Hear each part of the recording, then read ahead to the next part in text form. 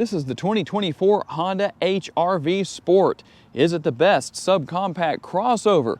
Hi everybody, it's Tom from Vehicle Visionary. I hope you're having a great day. We're at Holmes Honda today to give you the information to answer that very question. With this model that has an exterior color of platinum white, it has a black interior. Here on the rear, we're going to find LED taillights. And if you're saying to yourself, I really want an all-wheel drive vehicle, but I'm looking for a good, reliable subcompact crossover that doesn't cost too much, well, that's what you're going to find here. All-wheel drive is optional. Front-wheel drive is standard across all trim levels. And we're going to have those LED taillights that we just saw on the rear of the vehicle, LED headlights and LED daytime running lights as well here on the front, and a very sporty look with the front end overall. How about your tire and wheel size? 225 on your width, a 55 series sidewall wrapped around the gloss black 18-inch wheels. You will also find gloss black mirror caps with the manually folding, power adjustable and heated side view mirrors. They have turn signal indicators built in and blind spot monitoring as well.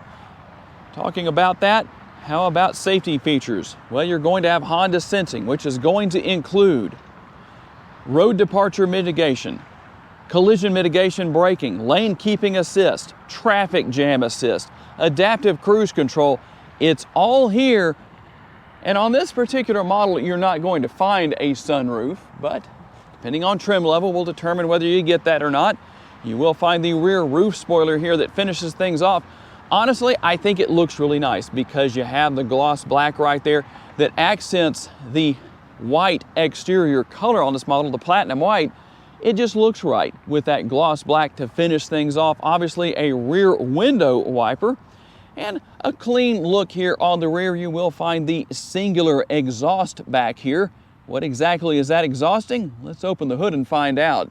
For those who say, Tom, I really prefer a vehicle without a turbocharged engine, good news. The singular engine offering here is a naturally aspirated 2-liter 4-cylinder.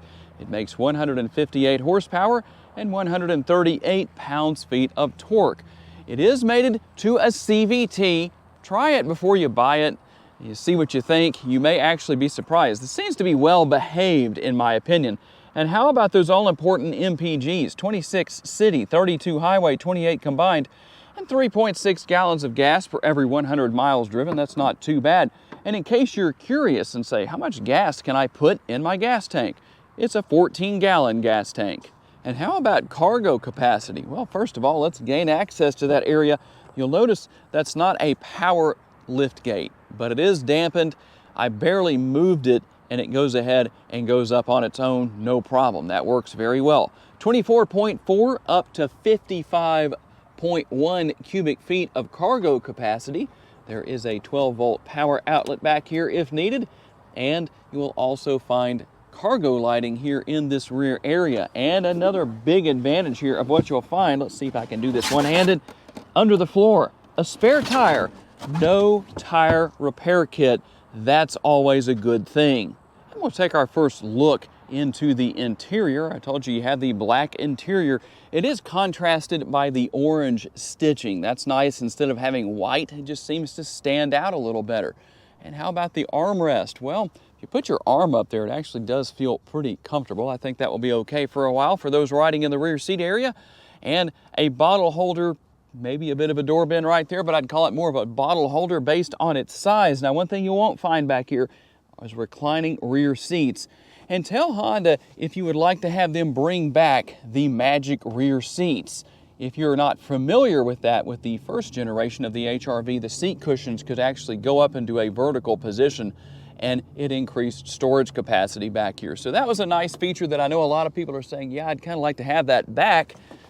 But let's take a look at what you have beyond that here in the rear area. Not too much to talk about. We do have the singular rear seat pocket and a little bit of storage on the rear of the center console. No air conditioning vents and no USB connectivity.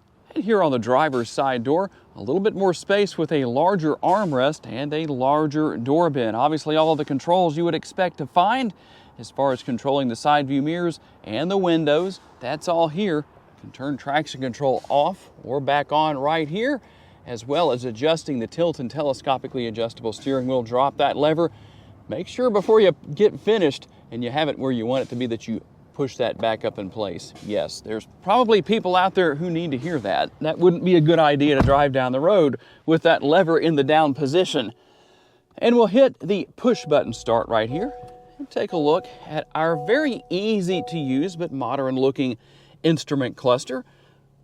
Quite a bit of good information you can go through right here. If you need to get to that screen on the left hand side, you're just going to hit the home button right there a couple of times and then scroll through the different options depending on what you need to see or know about. Pretty simple to deal with. Here's where you're going to control the headlight functionality. Obviously you can turn that on, headlights and taillights, all that good stuff, and the blinkers as well. Some of you are saying, wait a minute, I didn't know that lever did that. Does my car do that? Believe it or not, it does. Try it sometime. You use it to let people around you know what you're doing. And right here, I can't really say anything sarcastic or funny so much about the lever for controlling the front and rear window wipers, but there it is. And normally, or I should say the standard option here is going to be the 7-inch screen, but the 9-inch screen is available. It is optional.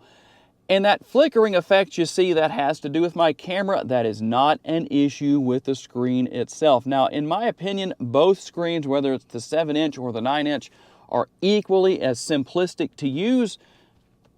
This one looks a little more simplified, but it's easy anyway. You can use Apple CarPlay and Android Auto here. You will have to tether your phone with a USB cable to connect, just so you know what's there. And let's see here, let's turn the air on. I actually need to turn that down a little bit. This is single zone climate control. For an interior of this size, I don't think that's a huge issue because it's not going to take long for the air to get throughout the interior.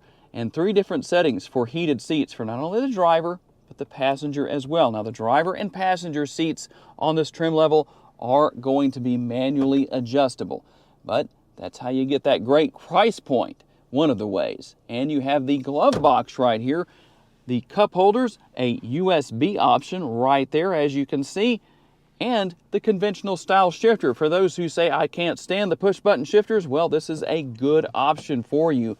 And the multi-view rear view camera with 3 different views. As you can see, those are your 3 different views, also with the trajectory lines.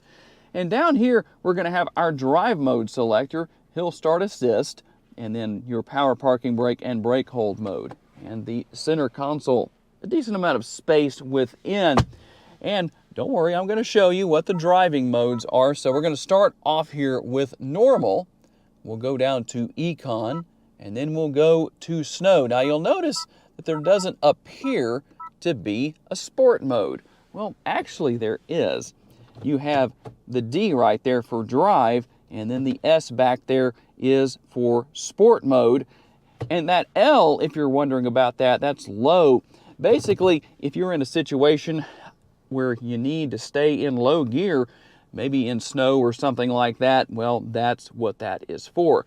It can help out in a couple of different ways, but that's what's here, so I did want to tell you about it.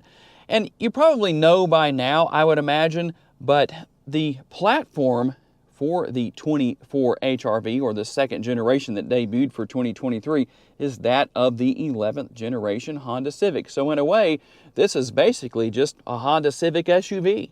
Okay, let's get out on the road for our quick test drive. And while you may not have an overload of horsepower here, wouldn't it be interesting if Honda offered a Type R?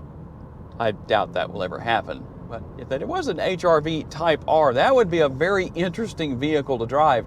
But even at 158 horsepower, it's still fun to drive. It gets down the road with no problem whatsoever. It really seems to have a good horsepower to weight ratio. So as far as getting up to speed, it doesn't seem to be a problem. It would be nice to maybe have a couple more people in the vehicle and maybe some weight back there in the cargo area just to see what the differences might be. But based on my experience here, this isn't too bad. And the handling is good, especially if you have all-wheel drive. That's great for snow. If you live in an area where there's a lot of snow and ice, well, all-wheel drive is definitely going to benefit you far better than front-wheel drive will. And while it's a subcompact crossover, here's one thing that I noticed. I fit very well in this vehicle. I don't feel cramped. Obviously, you can make some adjustments to these front seats, but I don't feel cramped as if I'm driving in a really small vehicle. Plenty of headroom, plenty of leg room. I think I could do just fine on a long road trip in this HRV. Technology is very easy to learn, very easy to use. There's not an overload. That's nice for those of you who maybe don't want too much technology in your next vehicle, and you're saying to yourself, well, I don't need a huge vehicle. I don't need a ton of horsepower. I don't need a lot of space necessarily within the interior, but just something that will get me around without any problems. This is a really good option where that's concerned, and especially if you're saying, technology-wise, I'm not really big on that kind of thing. I know if I buy a 2024 model, there's definitely going to be more than maybe if you're driving an older vehicle, maybe a 2004 or 1994, could be even older than that. I don't know. But one way or another, this technology here is easy to learn and use. And once you start using it, I can guarantee you that you will say, wow, I really like this. And it really depends, of course, on which screen your HRV has, whether it's the 7-inch or the 9-inch. Both, like I say, equally easy to use, just a different look, a little bit of a different feel to them. But overall, a pretty well-rounded vehicle. But tell me what your thoughts are when compared to maybe other subcompact crossovers that you have been looking at. And if you're saying, well, Tom, what is the price? That's the good thing about being patient and making it to this point of the video, $27,980. So tell me what you think. Is the 2024 Honda HRV Sport the best subcompact crossover SUV? And don't forget, if you want to know more about this particular model, check out the link down in the description of the video to the Holmes Honda website. I would like to say a special thanks to my friends here at Holmes Honda for loaning me this HRV for the day, and a special thanks to each and every one of you for being kind enough to give me the opportunity to give you a vision for your next vehicle. If you enjoyed this video, please make sure to hit the like button. That helps me out a lot. And be sure to subscribe if you haven't already done so you don't miss any future videos. And if you would like to learn about additional vehicles you may wish to consider purchasing, check out the video that's on the screen right now, and I will see you there.